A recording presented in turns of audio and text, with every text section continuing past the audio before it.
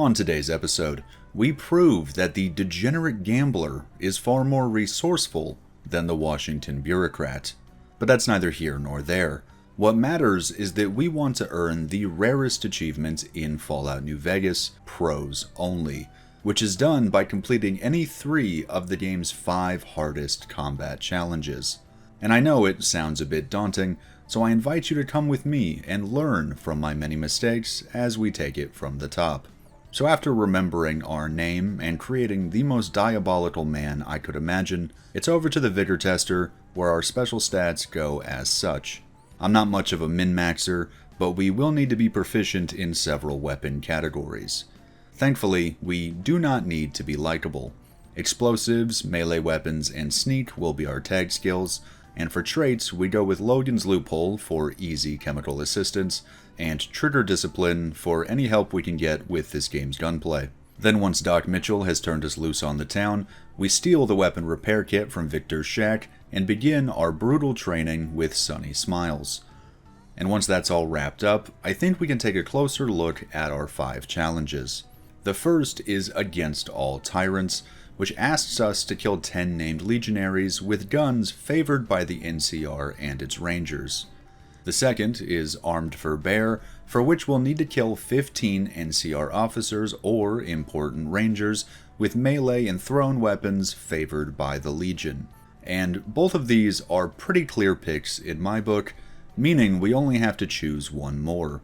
The third option is Crackerjack Timing, which wants us to kill 10 Cazadors with the worst explosives in the game.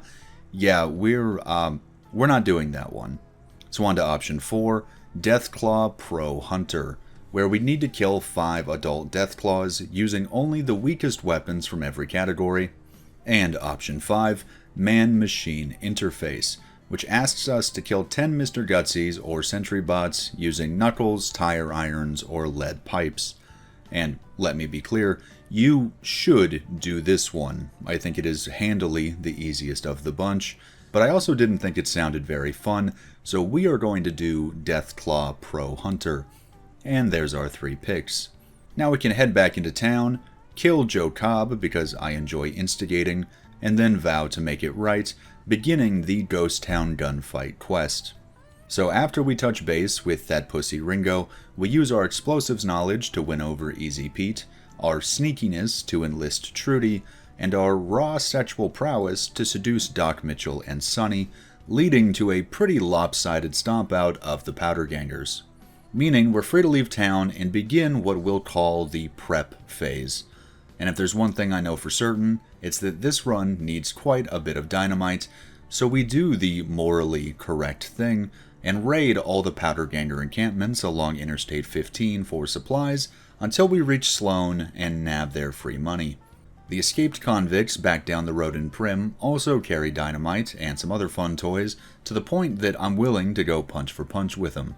And with that, I'd say we have a pretty good start on grabbing our Deathclaw killing armaments, and we can push on towards Nipton.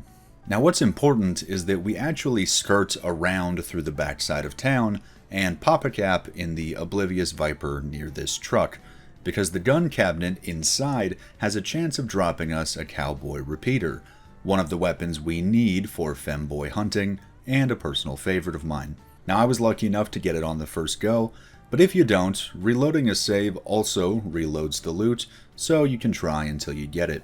Then we can head back into town for a showdown with the fearless Volpez Inculta. Now we only need to land our final hits with the weapons specified by the challenge, so we can soften the pack up with a bit of dynamite before switching to the repeater and putting Dogboy in the dirt, downing our first named legionary. As for the rest of the pack, we cook 'em with that incinerator before casting it aside, and make use of the several repeaters they were kind enough to drop us. This was also the point where I remembered that this game has difficulty settings, and it's worth noting that the achievement is not tied to any specific difficulty, so you can play on very easy and just sort of speedrun it, but we click it up to hard just to make sure things are a little interesting.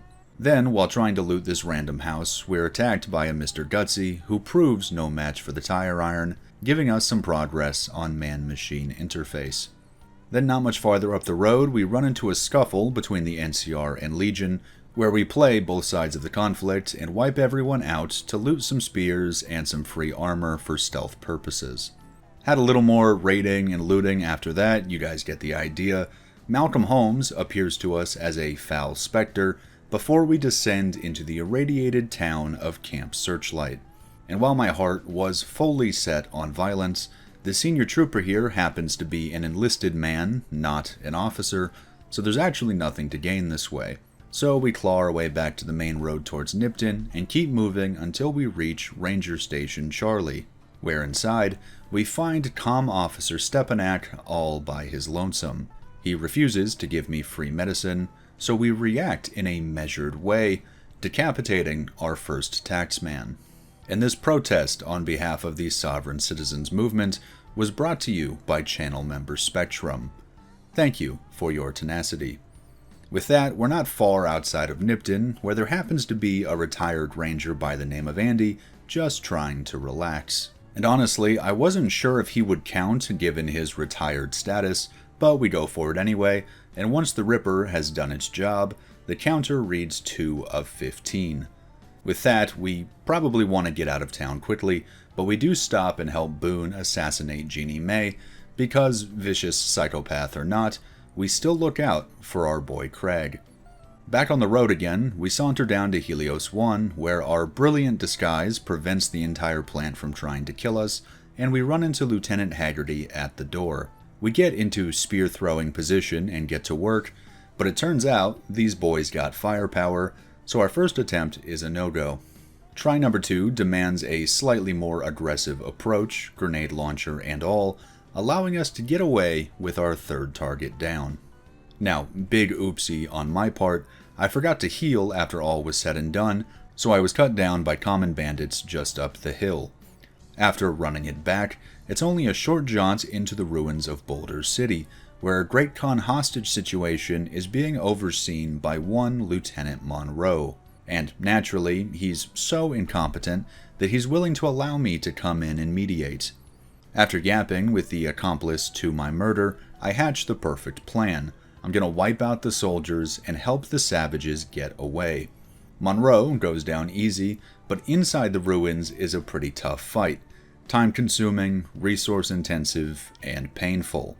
And after all that, this dickhead Jessup randomly decides to pick a fight with me. Kinda ruined what could have been a nice role-playing moment. But at any rate, we have our heading and we're clear to move towards Vegas. Except that's not actually the plan, because a huge number of NCR Rangers and officers, and even a couple named legionaries, like to hug the east side of the map along the Colorado River, meaning we're already in our preferred hunting ground. And as if on cue, we happen across Ranger Station Alpha just a minute or two later and find Ranger Lineholm catching a few Z's. Now we try to do this quiet and humanely, but that just doesn't work out, so we grind her down, and then, fearing the several Rangers left in camp, we make a dash up into the hills where they'll be easier to divide and conquer. Now down the other side of these hills is the massive Camp Gulf, which I thought would have several targets for us. So I scoured the place for entirely too long, every goddamn tent and back room, where I learned that this was not the case. In fact, Chief Hanlon, the king of the Mojave's Rangers, is the only one worth killing. Thankfully, he's a little past his prime, so after he gives us a ton of interesting lore, we lay the old man to rest for kill number 6, and then calmly leave the premises like nothing happened. We spot the red rocks of Bitter Springs out to the northeast, which is another NCR stronghold, but we want to make sure to avoid the Cazadors on our direct path. But lol, went the wrong way and ran into a pack of Deathclaws instead. So after a reset, we decide to shift east and move along the water, meaning we just have to deal with a pack of ornery lake lurks. No problem. Now we do still piss off a rogue Cazador or two, but not enough to alert the horde, and we can waltz into Bitter Springs like nothing happened. And this place is in pretty rough shape, and personally, I blame management.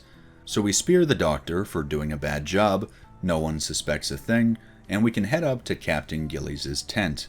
And we actually want to keep her alive for now, firstly because she gives quests that reveal the locations of some camps I've forgotten how to find, and because, frankly, we could use the quest XP. So we go fight ants and some other fucking monstrosities in order to grab some supply caches and deal with a violent savage by the name of Oscar, who has been avenging his fallen Great Khan comrades by murdering helpless refugees like a complete psycho. Could have been a good companion when you think about it. But at any rate, we get a hunting rifle that will be great for Legion popping, and a fair chunk of XP before we push off for the time being. Because now that Gillies has given away the location of Camp Forlorn Hope, we can get back to work. Manning the camp's command center is a fella named Major Pilati, who decides to get a bit snippy with me, which makes what I have to do next all the easier. We find him sleeping, and, making sure to stay hidden, give him a good ripping without anyone but the bloatflies ever finding out. And with there being no more targets in this location, Gillies just began to outlive her usefulness and is the victim of some tribal chicanery. And at this point, I decided I should probably do some work for the other team, keep things balanced, so we head back south in the direction of Nelson, which has been overrun by Legion scum. But outside of town, an NCR private tells us that a pack of Romans, led by a fella named Alexis, has taken NCR hostages into a nearby mine. But it turns out that these guys are kind of fucking stupid, which is why it took 15 of them to capture 2 random soldiers, and they perfectly congealed together in tight corridors while I frantically fire at them. Naturally, they then cower in the open and accept the L once Daddy has been disposed of. This is a pretty bad look for the Skirt Boys, I won't lie. But with that done, my plan was to head into Nelson and deal the Legion another blow, but then I ran into Ranger Milo up on the road, who randomly decides to threaten us, not sure what that's about. We didn't even need this point. But on principle, we find a foolproof hiding spot and take a little off his top to hit number 10 of 15. Now in the town itself, this is easily the best fortified position we've attacked so far. Lots of dudes that hit pretty goddamn hard. But, as always, the Ripper provides. Then, inside one of the barracks, we're hunting a fella by the name of Dead Sea. So we waltz in, panic throw a stick of dynamite at our own feet, and sprint into the bathroom where we're cornered in one of the stalls. Really takes a guy back. But while it is pretty messy, spamming the repeater gets the job done just fine, and our third named legionary is crossed off the list. Then I was ripped apart by fire geckos, because these things hit way harder than I remember, on the way to Ranger Station Echo, where I try to put my stealth to use and nab some medical supplies, but I'm caught by Ranger Erasmus, who confiscates every single thing I've ever stolen anywhere. So we patiently wait for the cover of nightfall, then deal with the Boy Scout to get our stuff back. Then we can wait for a gap in the Ranger patrols to silently take out Comm Officer Green as well. Look at his little head. Meaning we only need 3 more NCR bodies to wrap up Chapter 1 of this challenge. And wouldn't you know it, the Mojave Outpost has exactly what we're looking for. Just be mindful of the hooligans on the way. Once we've arrived, Ranger Ghost gives us some XP for explaining what happened to Nipton, then she's the first to fall. The next target we run into is Ranger Jackson, who is brooding on a couch over the nature of bureaucracy before we relieve his stress to the shock and awe of literally no one, I guess. This stealth shit might actually be broken. A point which is reinforced moments later when we find Major Knight manning the front desk. We jimmy ourselves into the perfect hiding spot and behead him in plain view of 3 other troopers, earning a sizable XP payout and completing the Armed for Bear combat challenge. Unfortunately, stealth is not going to be quite as useful for our next 2 escapades. And the next place I can think to go is Camp McCarran, which is basically the NCR headquarters within the region. Because while we may be done hunting them for now, prior experience with the game has let me know that Captain Curtis is actually a Legion spy who's here to do a little terrorism, and I wanted to see if killing him still counted. So we raise our trusty rifle, and sure enough, the counter reads 4 of 10. From there, it's time to do a little bit of prep work, so we finally make our way to the suburban tax haven that is Freeside, and sprint our way over to the Silver Rush. In truth, I got a little antsy on my first stroll in, and the guards reacted in a measured way, so the next time around I patiently waited for the execution to wrap up, then grabbed a recharger rifle and walked it into the bathroom where I could steal it in peace.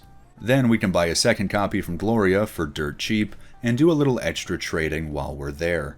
And if you didn't read earlier, the reason we're doing this is because this little pile of shit is one of our main Deathclaw hunting weapons. God help us. Now from here, it's only a short jaunt up to the strip itself, where we ignore Mr. House's invitation and set our sights on the Tops Casino, where our would-be murderer is just kind of vibing with his goons. We spend a stealth boy to ensure a smooth assassination, but it turns out our damage is simply not where it needs to be, so we have to leap down on top of a card table and continue lighting him up until the job is done. And while this is certainly cathartic and enjoyable, the real benefit is that exiting the Tops Casino draws another Legion spy out of hiding for just a brief moment. Illyrio, as he's called, tells us that Caesar thinks our work is rad and would like us to visit him at his fort across the Colorado River. We thank him, and then put him down to mark our halfway point through this particular challenge. From there, I decided it makes sense to swing by Mr. House for our payday and to watch his stupid software update before he also insists that we visit Caesar's fort. But I don't want to make such a major journey unprepared, so we stop by the local drug dealer and take him off the streets for good to protect the kids and balance our karmic debt. And no other reason. Conveniently, some of the local crack fiends had a small issue with this, so we get a chance to test out our recharger rifle. And, I mean, it's obviously not ideal, but it could probably be worse. And in light of this, I decided to take it out to Quarry Junction for a more proper field test. Super bad idea. This is definitely going to be a problem later. But for the time being, we need to head to Cottonwood Cove and take our boat ride to the fort. After a couple quick errands. The first being Aurelius of Phoenix, who honestly seems pretty important. He also has a really sturdy head, requiring many shots before he finally falls and gives us another hunting rifle. And the second is this Canyon Runner fellow, who seems to be the one actually doing all the work here. I mean, he's in charge of the slaves and also all of the supplies. Like, he literally sleeps in the storage shed, which I appreciate because it makes my job easier, and one quick bullet ensures he never wakes up and leaves us with only 3 legionaries to go. Cursor Lucullus can live for the time being because he's the one that drives the boat and carries us to the big man's hideout. We hand over most of our weapons for the time being because we're not quite ready for a full assault on this place, and because doing a couple chores here can earn us quite a bit of XP. Up the road, I went in for a hand of caravan with old Dale Barton, but it turns out I never grabbed the caravan deck from that pussy Ringo, so Dale gets to keep his money. Then, right underneath Caesar's tent, a man named Otho is overseeing some kind of slave stabbing convention, and I figure, why not see what the fuss is about? And the final round is actually kind of terrifying. Ranger Stella absolutely would have won if she hadn't broken her pathfinding against the fence. Maybe that's how these fucking bellends captured her. But at any rate, it's time to get back to business, so we go meet Caesar himself, and he threatens us and all the other usual nonsense, before saying he wants us to go into the nearby vault and destroy House's Securitron army. So we say hell yeah dude, and head that way. Naturally, once we're inside, we disobey the brain tumor beta, and after a little ripping and pulsing, we upgrade the Securitron army located within. Back at Caesar's tent, he just assumes we did what he asked based on the fact he heard a loud noise, and we can collect some more XP. And while it would be swell to wrap this challenge up right now, they confiscated all my good weapons again. So we have an excuse to travel out and loiter next to the gunrunner's kiosk for a few days in order to stockpile some 40mm grenades. 52 of them, to be exact. with which I feel comfortable getting back to work. I won't lie, there was definitely a bit of trial and error involved in sacking the fort, but once we had the system down, it was simplicity itself. After loading in and pissing off the gateman, we quickly take our medication and turn to pop Cursor Lucullus in the head for kill number 8. Then the rest of the chaff can pretty easily be separated via explosive ordnance.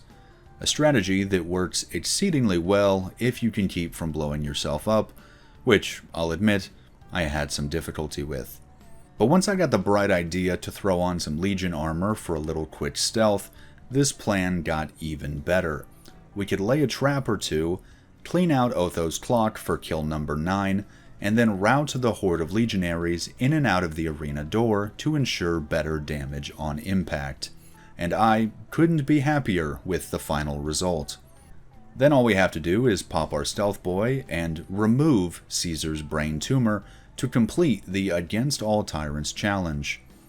After that, just clean up whatever goobers happen to be left in the area, and if you deem it appropriate, whip the boy out his chair and farm some quick aura before heading back across the Colorado. After that, you'll probably have to do some of the more mundane errands, heading to the pharmacy and such, before it's time to cut back towards Quarry Junction, where I had a little bit of a late realization. I just spent my last stealth boy fucking around in Caesar's tent, and those are not an item that vendors sell, so if we want to be able to move stealthily in Deathclaw territory, we'll have to go find one. Thankfully, the Nightkin-infested Black Mountain happens to be very close by. And this is actually a pretty intense undertaking. This place is way more of a resource drain than I remembered. And naturally, we need to save most of our best stuff for the Deathclaws down the hill, so we're mostly rocking backup gear against the onslaught. But despite some minor hiccups, including prick with rocket launcher, we do clear most of the place out in time and pillage the storeroom, but no stealth boys so far. So we pop in and free our old pal Raoul, which triggers Tabitha and a couple new goons to spawn in. Try 2 goes monumentally better than the first, so we can snatch Tabitha's keys and do a more thorough round of looting. Still no stealth boys. I even double-checked all the corpses. There was not a single fucking stealth boy on the entirety of Nightkin Mountain. So, this was a giant waste of time, and a sassy Mexican ghoul is all I have to show for it. But I'm not about to start using Google, so we're just gonna have to ball without invisibility. And this is where the real trial and error can begin. You might think it wouldn't be too difficult given our access to the best automatic rifle in the game and a whole host of other fun toys, but for some reason, the lizard-brained monstrosities have easily the most advanced enemy AI in the entire game.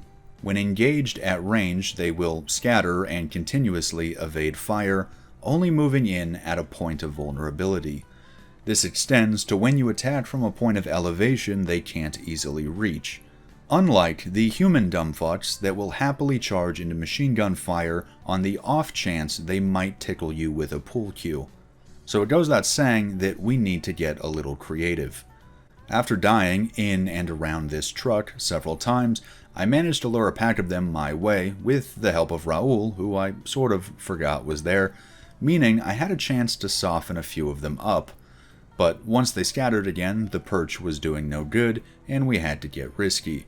And I actually managed to lure a bunch of them back to the rocks, but this is exactly what I'm talking about. The second I hit a patch of terrain that their AI didn't know how to reach, they all turned and ran again. I mean, I knew this would be kind of hard and tedious, but I didn't think it would be because Deathclaws are actually giant pussies. Anyway, this location clearly wasn't working, so I migrated to their side of the road onto this new rock, where I immediately got results. The Deathclaws are still afraid, but I'm closer to their home now, so it's easier to land splash damage. And when one of them ventures too close and gets knocked down, we're able to seal the deal and earn our first of 5. Then they found a way up the rock. Needing to find a new spot, this truck down the road seemed pretty appetizing. And the funny thing is, you're actually not supposed to be able to get on it. There's an invisible wall, you straight up cannot jump into it. But a Deathclaw whack has enough force to actually propel you forward and glitch you up on top of it. And this happens to break this Deathclaw's AI because it's not supposed to happen, and he stays locked in place for kill number 2. Which was really cool until I forgot to save, and about 10 minutes later, another Deathclaw launched himself up the truck and really put a dent in my mood. But that loss aside, the truck is still easily our best option, so we're locked in a cycle of baiting Deathclaws to hit us up on top of it, doing all the damage we can before they run away, and then hopping back down to do it again, hoping we don't die in the process. There's a lot of dying in the process. But eventually, we resecure our second kill, and after a few days of waiting, Raul still hasn't woken up, by the way, the pack migrates back to the hillside, and we can begin the real work.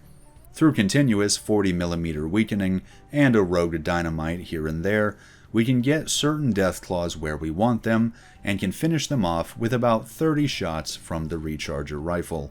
But this takes an ungodly amount of time, and I get impatient, so I tried to do something slick with a plastic explosive, and it actually panned out pretty well, handing us kill number 4. But I had to put myself in a very bad spot to do so that point came back off the board pretty quickly. And I apologize if I'm over-narrating here, but just Quarry Junction was about 20% of this playthrough, and I want to make sure we can all really feel that. Further experiments with the plastic explosive yielded similarly zero gain results, and eventually I kinda snapped and killed the whole pack with a rocket launcher. Just in case any of you were wondering why I didn't use something more powerful to begin with, it doesn't leave them injured and ready to be picked off. This is an explosives build, it leaves them in pieces. It is quite seriously too powerful to be useful for the stupid fucking task we're here to accomplish.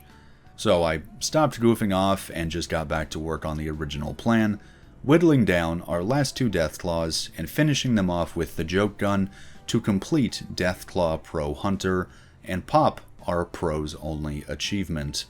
I hope this video has been a valuable resource to you, but somehow I doubt that, so I hope you at least had fun. I'll talk to you guys later.